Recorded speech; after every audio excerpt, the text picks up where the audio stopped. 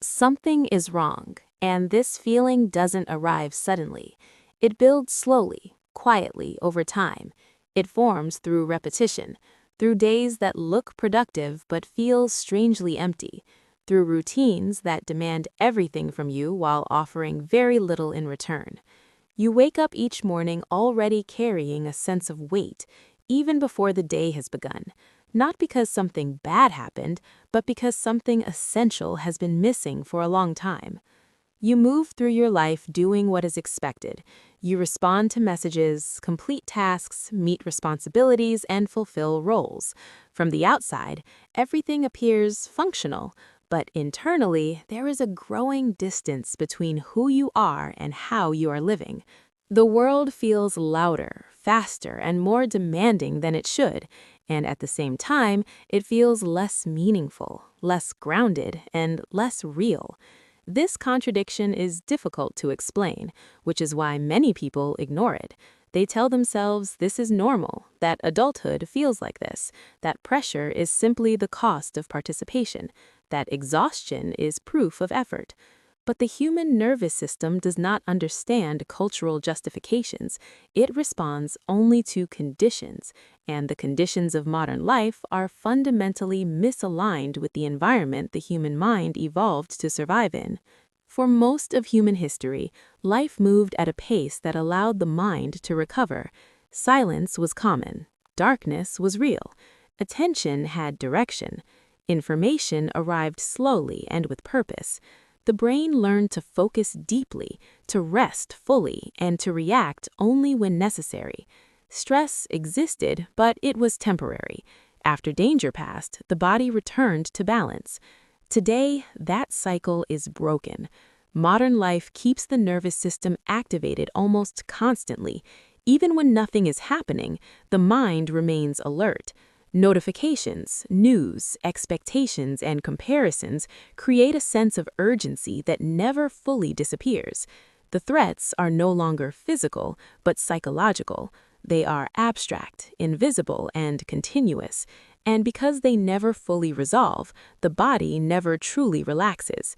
This constant activation doesn't feel like panic, it feels like restlessness, a background tension that follows you everywhere. You notice it when you try to relax but feel uncomfortable, when silence feels awkward, when you reach for your phone without thinking, when you feel tired but unable to stop.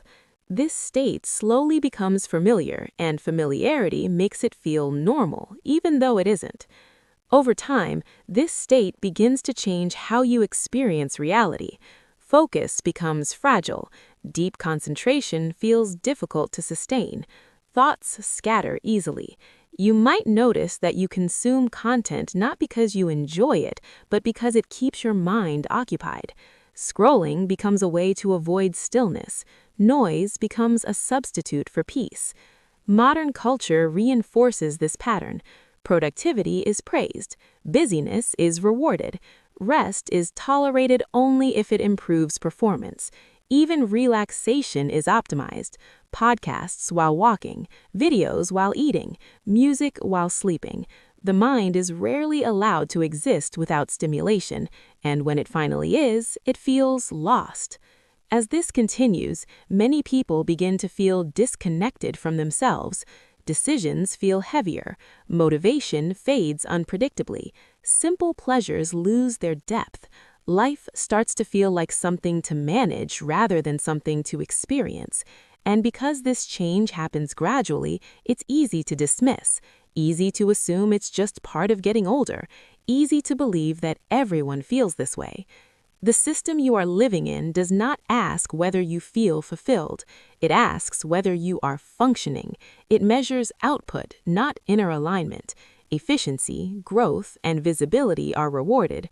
Reflection, slowness, and depth are not. This does not make the system cruel, but it does make it indifferent, and indifference slowly erodes what it does not protect. Many people respond to this erosion by pushing harder. They chase new goals. They raise their standards. They add more stimulation to fill the growing emptiness. They believe fulfillment is always just one achievement away. But when that achievement arrives, the feeling does not change. The restlessness remains. The pressure simply shifts to the next target.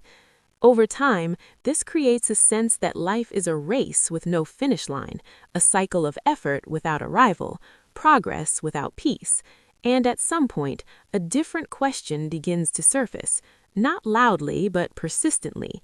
Is this actually working? Not am I successful, but am I okay? Not am I busy, but am I present? This question is uncomfortable because it challenges the belief that constant movement leads to meaning. It suggests that something essential has been overlooked, that in the pursuit of efficiency and growth, something deeply human has been neglected. The mind does not thrive in constant exhilaration. It needs depth. It needs rhythm. It needs moments where nothing is demanded of it. Without those moments, the mind compensates. It distracts itself. It numbs itself. It stays busy to avoid confronting the quiet discomfort underneath. This is why stillness feels difficult. Stillness removes the noise, and when the noise disappears, the unresolved tension becomes visible. Something is wrong, not because life is difficult, but because it has become disconnected from human limits. The brain was not built to process endless information. The nervous system was not designed to remain activated all day. When these limits are ignored, the result is not immediate collapse, but gradual numbness, a flattening of experience that makes life feel muted, even when it is full. This numbness is subtle. It doesn't announce itself.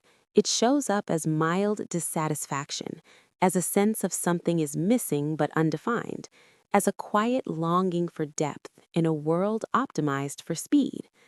Many people live their entire lives inside this state without ever naming it. Recognizing it is not about rejecting modern life or escaping responsibility.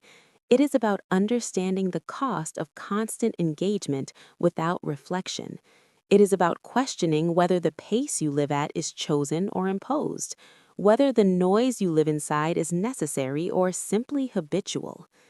The feeling that something is wrong is not a flaw, it is awareness. It is the mind signaling that its needs are not being met. Many people suppress this signal. They drown it in entertainment, ambition, or distraction. But the signal persists, quietly, patiently, waiting to be acknowledged. Clarity does not arrive through force. It arrives through noticing, through allowing silence without immediately filling it, through paying attention to what drains you and what grounds you. These moments may feel uncomfortable at first because they expose how disconnected things have become, but discomfort is often the doorway to realignment. Something is wrong, but that awareness is not the end. It is the beginning of a deeper understanding of what it means to live in a way that does not constantly fight against your own mind. A life where attention is intentional, where rest is real, where meaning is not postponed indefinitely. And until that shift begins, the feeling will remain quiet, persistent, waiting.